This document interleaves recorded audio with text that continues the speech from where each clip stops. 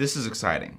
The plant that I have in this jar, not gonna lie to you, is pretty hard to get your hands on. It's not trending on TikTok. In fact, most people around the world have no idea what this plant is, and its name in Chinese is Huang, or the Ephedra plant. It's been used in China for thousands of years to be a decongestant, to help people with asthma, and in the 90s, extracts using this plant became so popular for weight loss or for pre-workout to get energy that they were eventually banned by the FDA. This plant that we're about to try is insanely interesting for so many reasons, but maybe the most interesting thing is, yes, this is the plant that gave us methamphetamine.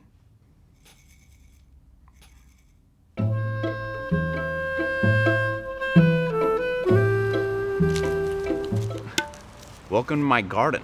So the reason this was kind of hard to get my hands on and research in general is not because ephedra is rare, but it's actually because it's so common. It's used around the world in very similar ways, but it goes by different names. So in India, it's called somlata or Soma, but it's still ephedra. In China, it's often called Huang, but it's still ephedra. And in America, where it also is native, it's often called Brigham tea or Mormon tea because the Mormons used to drink it. So at first I thought it really didn't matter. I'll just order one of these ephedras and then do the video. But then I learned that all of them are actually different technically.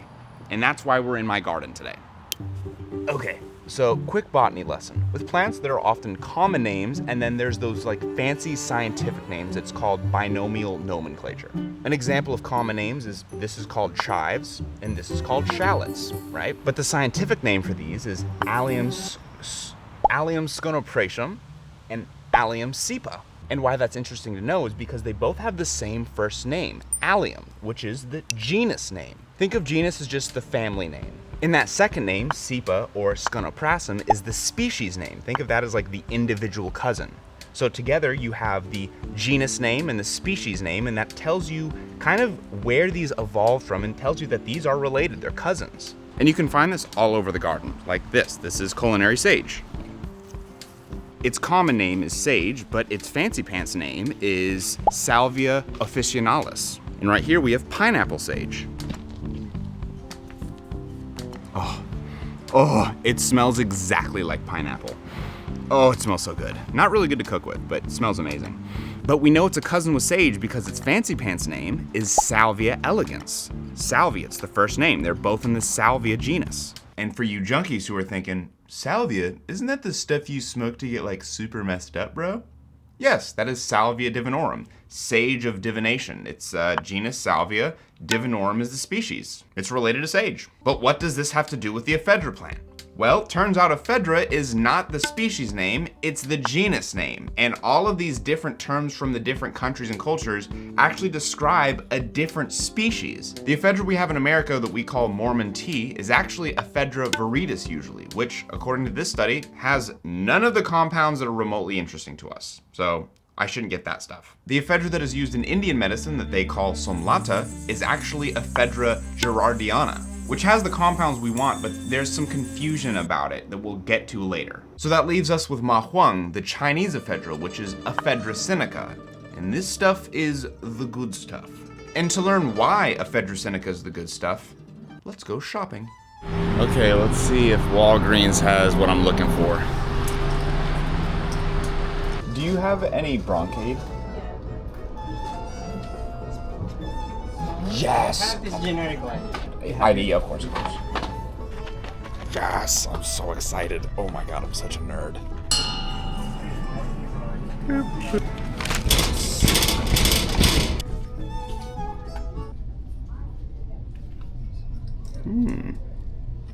Dextromorphin. Afrin. Yes. This stuff is very addictive, but not psychoactive, which a lot of people do not talk about. Never take me to a pharmacy. I become the most annoying pick-me nerd ever. Ooh, look at this medication. Ooh, the active chemical in this can actually be found in this plant. Wow, you're so quirky. Ah. Now let's do that anyways. These are very cool medications I picked up. This first one you have definitely heard of. It is Sudafed or Pseudoephedrine. It's a very effective nasal decongestant. So if you're feeling stuffy because of hay fever, because of allergies, maybe you have a cold, you just feel congested and you can't breathe, this will help you open up and breathe through your nose. And how it works is very interesting. It's actually a vasoconstrictor, so it'll constrict blood vessels, which you might think, how does that help with congestion? Well, congestion is often because of swelling. You're swollen up, there's a lot of blood up here, and if you constrict the blood vessels, it will open you up and you can breathe much better. That's how this stuff works. The second medication I got is Bronchade or Ephedrine, and this is what they call a bronchodilator.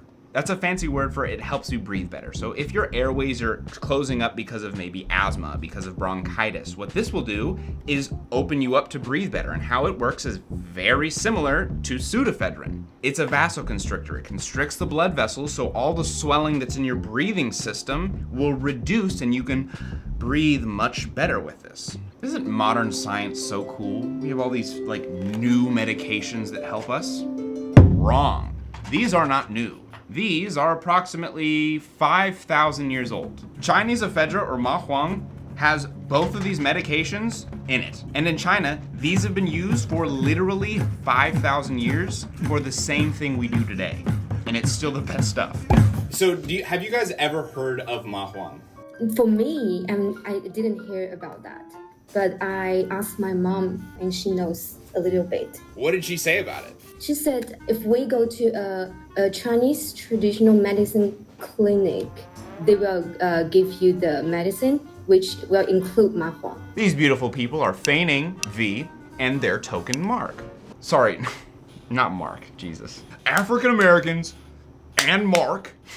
His name is Elliot. You are freaking African Americans plus Mark. You know what I'm saying? Elliot doesn't talk much, but he offers a calming presence. Aww. And they are Chinese in China. And I'm asking them about Huang because I read so much about how Huang is common in Chinese medicine. Oh, it's in China, it's Chinese medicine, blah, blah, blah. But I've learned this from experience. When you study ethnobotanicals, especially online, you'll hear a whole bunch of stuff. Oh, this plant is common in this tradition, this stuff. But then when you talk to the actual people, half of them are like, we never heard of this stuff. It's just people who are academics like to write about cultures that are not theirs, that's just the nature of academics. But a prime example is blue lotus. Blue lotus is an ancient Egyptian drug. It's a flower. But if you ask any Egyptian, and I'm half Egyptian, most Egyptians have never even seen a real blue lotus. And this shit that you see all over line, this is not real blue lotus. The real blue lotus is actually endangered, but that's its own thing. So I wanted to ask actual Chinese people who are around my age, yo, what's up with Huang? Have you ever heard of it? And neither V or feigning had ever heard of Huang. But to understand why they hadn't heard of it and kind of how Huang actually exists in China, let's learn about Chinese medicine from the source. Traditional Chinese medicine, they give you many different medicine and to keep in a package. And you need to boil it, and you drink the water. But Huang is just one of the ingredients. Yes. Did you ask what it was used for? It's used for cold. For cold, for congestion, to help with you breathing. Yes. Yeah. And it's divided to, we have wind cold and hot cold. Medicine works a little bit different in China than it does over here. So they have doctors like we do over here. They have the general practitioners, they have the pulmonologists, the dermatologists that go to the same schooling and study the same science that we do, okay? But what happens when you have a problem that those guys can't help you with? It's a chronic problem maybe. I think a lot of us can relate to this. You go to specialist and they just don't have a solution for you. Well, in China, there is the TCM doctor, or the traditional Chinese medicine doctor. These people treat ailments using traditional Chinese medicine like acupuncture or using herbs. After my high school examination, I was under so much pressure and my period is not on time. Oh. And this is very difficult for a Western medicine to treat. Yeah, so I go to the TCM. What this has to do with Huang or Huang? Huang is if you have certain ailments, they will prescribe you this package or packet of multiple herbs that you boil to make a tea and then drink the tea. And Huang is a common ingredient in this. Many common Chinese medicine have this ingredient. For example, the 莲花清瘟 Oh. that we usually commonly we use for COVID-19. Yes, and then I love my job. Isn't that so interesting? One of their cures for COVID-19, or their helpers, contains Ma Huang, which, as we know, one of the problems with COVID-19 was respiratory issues, breathing issues.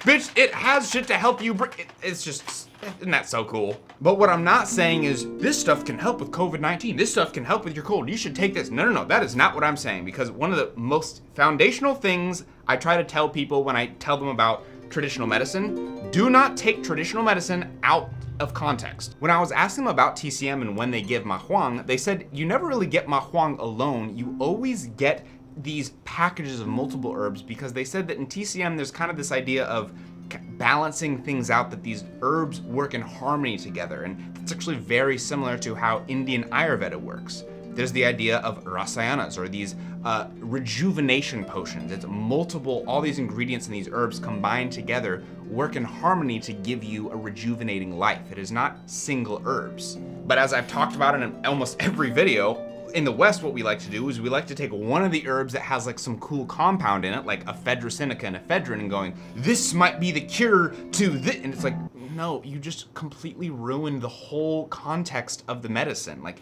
if you don't have the same religion, the same cultural context, the same history, the same diet as these people, you cannot take their medicine and think that it's going to work in the same way to you. It does not apply to you in the same way. And that's important, truly. Actually, a great example of this is salvia. Salvia in Latin America has context, culturally, of shamanic use and connecting with God and these deep religious experiences. But out of context in America, it's exclusively used by fuckhead 19-year-olds who just got dared by a friend. That's its sole purpose now. Thank you so much. By the way, this is the sponsor of this video, Viva Sun. Welcome back to the garden, and oh my gosh, is this a perfectly ripe cayenne pepper that I'm going to eat to keep ad retention up? Yes, it is.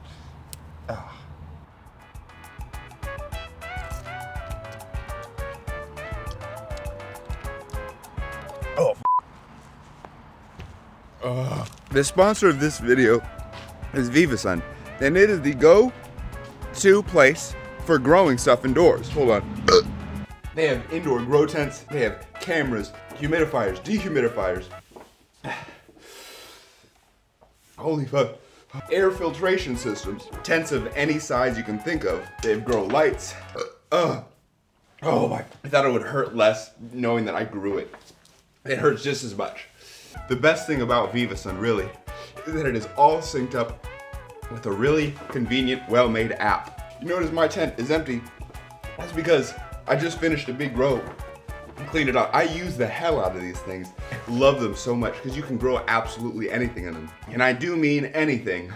Wink, wink. The stuff that you can't even think of, like R2-D2 looking grow tents that handle everything, including watering the plants for you.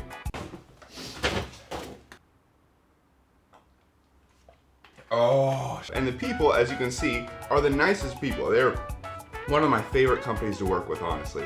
I had no confidence on how to grow before this sponsorship, but now I'm obsessed with growing. It's so fun. That hot pepper plant started in one of my tents. It looks pathetic, but that's because I don't know shit about growing. But that's because Viva Sun is teaching me, honestly. If you use my link, which is Meta, you can save 15% off, or use the link in my description.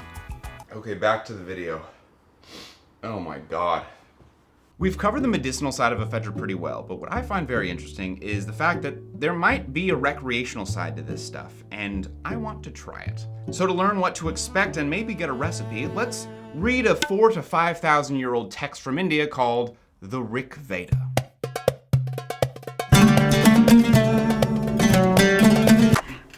The Rig Veda is a religious text. Tales of gods and creation and morality, and it's really, really, really old. It was made in 1500 BC, but it's much older than that because it was transferred orally for hundreds of years, meaning this thing was written when mammoths walked the earth, when the pyramids of Giza were not even a concept yet. And in the Rig Veda, there's this drink, really a drug, and it's called Soma. Win skillful strength and mental power. O Soma, drive away our foes, and make us better than we are. Flow to the filter hitherward, pouring that ancient gladdening juice, streaming forth power and high renown. Word? I'm sold. That sounds fun. Gladdening juice? Yeah. Oh, and there's no way to overstate how obsessed with Soma they are in the Rig Veda. There's an entire book, the 9th book, is just dedicated to Soma. There's a god named Soma after this drink because they're that obsessed with it. It's like they're everything. But the question of what was Soma is its own huge debate, and we do not have time to get into it. But one of the leading contenders is the Ephedra plant. And hear me out. In the Rig Veda, they describe Soma as being made from the stalks of the Soma plant. Ephedra is all stalks. A few thousand years later, the Ayurvedic medicine text, the Charaka Samhita, mentions Soma as having 15 nodes. How Soma is often described feeling is an exhilarating, energizing type of drug. So Soma was probably something which gave you the adrenaline rush, Like which coffee? was better than that. Ephedra. And if you want to buy Indian Ephedra, all you have to do is look up Soma or Somlata, and you will get this shit. To clarify, this is definitely a Dunning-Kruger thing. Like, I think it's Ephedra, but like, also, do I know how to translate ancient Sanskrit? Do I know shit about Indian history? No, it makes sense to me, but, I'm not a historian. But to flex on you hoes, I did read Gordon Wasson's argument from the 1960s that it was the Amanita muscaria mushroom, and I was not convinced. It was a very good book, but his arguments weren't like, The P argument, weird. Not a great argument either. But there's only one way to figure out if Ephedra gives that exhilarating that they talk about in the Rig Veda, so let's remake the Soma drink using the Rig Veda's recipe. And while we make it, let's learn a little bit about meth. So here we have 3 different Ephedra species. We have Ephedra sinica from China. This is the Huang. We have here American Ephedra navidensis, which is Mormon tea but has none of the cool compounds we're looking at. And here we have the Indian Ephedra gerardiana, which is what we will use to make Soma. But I want to try all of them because I don't know if they taste different. Let's just see. So the story of meth is actually a Japanese story, and it starts with a guy called Nagai Nagayoshi. This is a long time ago. This is like 1800s, but Nagai studied abroad chemistry, but when he came back to Japan, he wanted to put his efforts towards studying his medicine, the botanical medicine that was used for centuries in Japan, and he went to the Ephedra plant. He knew that it was used to help people with asthma, but after studying the chemistry of the plant, he found the ephedrine molecule. Hold up, I think the Mormon tea is ready. Ephedra navidensis down. So from ephedrine, Nagai made meth because look at the molecular structure, how similar they are. But when Nagai discovered meth or created meth, I don't think he knew what he had. Hey, it's 1 a.m. meta here. I've been researching like historical documents from the early 1900s. I'm almost positive he had no idea what he had because almost no one in the world knew what meth could do in the beginning. So when methamphetamine and amphetamine, which is like street speed, was being developed in the 1900s, they were treating it like it was just Huang. They was prescribed for like bronchodilation, maybe asthma, nasal decongestant. This is a product right here, Benzedrine. It is an inhaler to treat your head cold. That is an actual product from 1941. It's an inhaler with speed in it.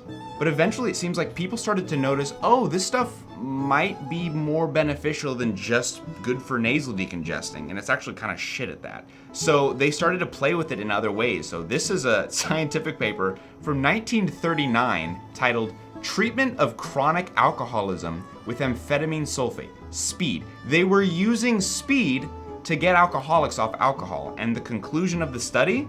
It is concluded that the method is of great value in the treatment of chronic alcoholism. It is pointed out that amphetamine sulfate may be useful in the treatment of drug addictions, and its employment therein should be investigated. if only they knew. But then what happened worldwide is that people started to use meth and speed for other things. So for example, in Germany, very famously, up until World War II and in it, they had Pervitin, which was over-the-counter meth, and it was very common apparently. I actually spoke to the author of Blitz, which is a book about Nazi Germany and meth, and he told me like, yeah, actually Pervitin was like really like very common. I asked him like, how common was it? So In Japan during World War II, meth was also very common, and actually after World War II, they had a whole meth problem that was like a bit of an epidemic. And in America, prescribing meth, or we called it disoxin, for narcolepsy, but especially for weight loss, was pretty common up until like the 1970s. I actually found this historical document from 1974 that the government of Illinois was sending undercover cops to get doctors caught for prescribing disoxin for profit. But it was like, they prescribed it to people just if they wanted to lose weight. It's just all of that from Huang, from the meth plant. Ain't that insane? Okay, it's time to go to bed. And no, I was not on anything. I'm completely sober. That was just pure unbridled nerd fascination, baby. We have all 3 Ephedra species ready to try. We have Ephedra navidensis, Mormon tea. We have Chinese Ephedra, Ephedra sinica, and Ephedra gerardiana from India. Okay, so first, color. The 2 that have ephedrine and pseudoephedrine in it are like milky colored. They're like opaque. This was not a proper science experiment, so like I could have fucked something up, but I do find that noteworthy. That's kind of interesting. But let's try Ephedra navidensis first. Mormon tea.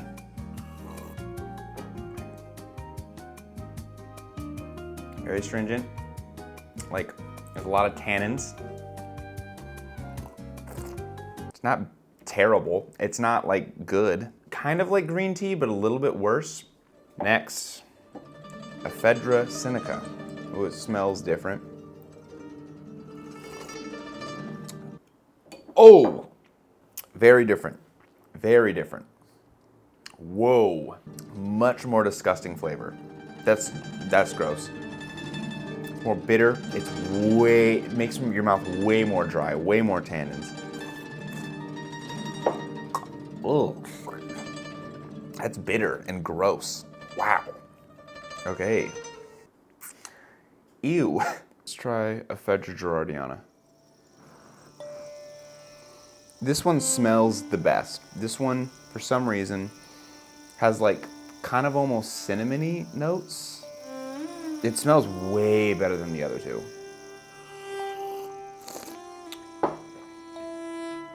Tastes way better too. Wow. Wow. That's kind of pleasant. It's a little bit of the bitterness of the Ephedra sinica, but not nearly as bitter, but there's like this it's kind of like maybe a dash of cumin or cinnamon, and it's kind of spiced. It's not bad. It's not like good. It does have that bitterness though, and the same tannins. There is an Ephedra taste for sure. Time to recreate Soma.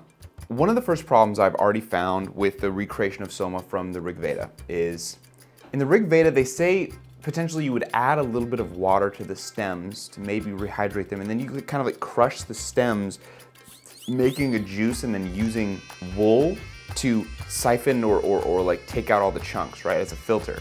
First problem, we have some of the hydrated Ephedra right here. It doesn't matter how much you crush. Not a single drop comes out. But I ended up just boiling it, right? Because I do know that boiling it will get some of the good stuff out of it. Next thing they do in the Rig Veda is they add milk.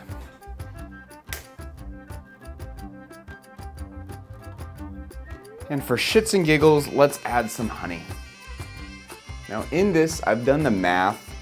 There's about 8 grams of Ephedra gerardiana in this, okay? So we're gonna start with that because there is actually like a bit of a concern with this stuff because it is a vasoconstrictor. I could take too much and like potentially have a heart attack, but like I could really panic, and if you have too much of a vasoconstrictor, I could like potentially just start to panic and just, you know? So we don't wanna overdo it. That's a bad, bad feeling. And right now I'm sober. I had maybe about like a cup of coffee like 5 hours ago. So I'm completely sober. There's nothing in my system besides this. This is the ancient Soma drink. Pleasant, very pleasant. Yeah, that bangs. That's good. Oh yeah, but this is, oh, I would sip on this all day.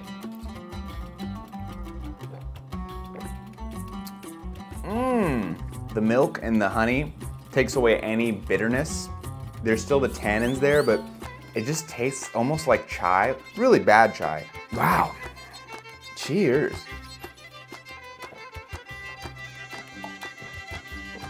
Eight grams down the hatch. That's good. Okay, it's been 30 minutes. I'm 80% sure I'm feeling something. I definitely, I feel energized right now. I feel a vasoconstriction feeling, so there's like this feeling of almost being out of breath, on like teetering on anxiety. It's not like, right now I feel good. It's not like euphoric, but I feel good. I feel energized. I don't know if you can see it in my demeanor from when I was filming earlier, but I feel a bit more focused. Almost like I've taken a bit of my ADHD medication, but there's not a lot of euphoria. Like, it doesn't feel like good. It's just like, oh, I feel energized. I'm gonna be irresponsible and take another 8 grams. So I drank the rest of the 32 grams. I felt it. So just warning, the next section is gonna be real rambly, and I'm just gonna like kind of leave it so you can just see like, I was feeling it and you can see it. Holy shit, this is not placebo. I'm like energized right now. Like it's like coffee, like real good coffee. A little bit of anxiety, but like I'm fine. Wow, I feel annoying. Like I feel like a kid annoying. Like I wanna poke someone. Oh my God, I have so much energy. This is so weird. Wow, yeah, no, I'm fully convinced this is what Soma was. Cause like the other recommendations, like what is it? Like sarcostemma acetum, the fuck? I don't think there's any active compounds in it. There's no reason why they would be that. But people who think that like Soma's like some like psychedelic, that is so annoying. Whenever like people do like ethnobotany, the go-to for calling any plant drug anything is it's a psychedelic, it's a hallucinogen. It's like that. No, that's not. That's so annoying. Also, that idea of psychedelic ayahuasca maybe can open your third eye. Maybe it's good. Carl Hart actually has a talk where so much better than ever. A little bit more pressure here. They're like vitamins. Wow, I did not expect this to work this good. Wow. I get why the god Indra was so obsessed with this shit. Yeah, if I was going to war, this is what I would drink before war. Wow. I want to wrestle. What? I'm so chill. Oh my God. Yeah, what's up, guys? I'm a chill guy. Hey. How you doing? That was hard to watch. So I'm not the first to discover that ephedra can have this effect on your body where you feel really energized, like almost like caffeine, because it was a whole era in American history that it was sold as an all-natural supplement for weight loss or for pre-workout or for energy. In the 90s and early 2000s, there was products like this.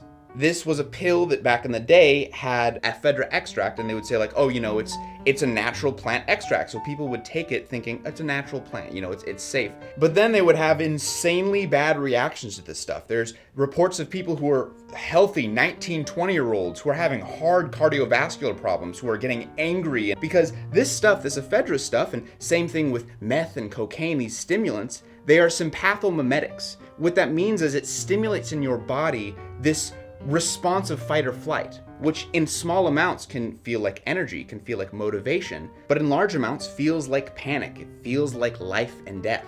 So eventually the FDA ended up banning these products out of public health concerns, which I honestly have mixed feelings about. If you've watched this far in the video, you know that the problem is not Huang or ephedra, because these have existed in cultures for thousands of years with no problem, right? The problem is the fact that it was introduced to a culture, American culture, that wasn't adjusted to it yet. People were taking it, being advertised one thing. It's this natural thing that, you know, you don't have to worry about it. When in actuality, it doesn't matter if it's natural or not. You still need to understand how it can help you and how it can hurt you. And for a culture to understand that, takes generations. But if you want to see me try this retro stuff, I have a video on my Patreon, so subscribe to my Patreon if you want to see it. Love you. Bye-bye. Oh, and I know what you're thinking. Don't. It's for a million reasons, don't. Different species have different ratios. I tried to drink Ephedra Sinica, almost puked twice. Like both times I tried to drink a lot of it, my body couldn't handle it. There was like something in it that made it really bad for me to like drink. You could have a literal heart attack. And also, feeling-wise, it's energizing, but it's like, it doesn't feel great. It just kind of feels like fight or flight. It feels like ADHD medication and all the panic and energy you get with none of the euphoria. So, don't. Little fuckers.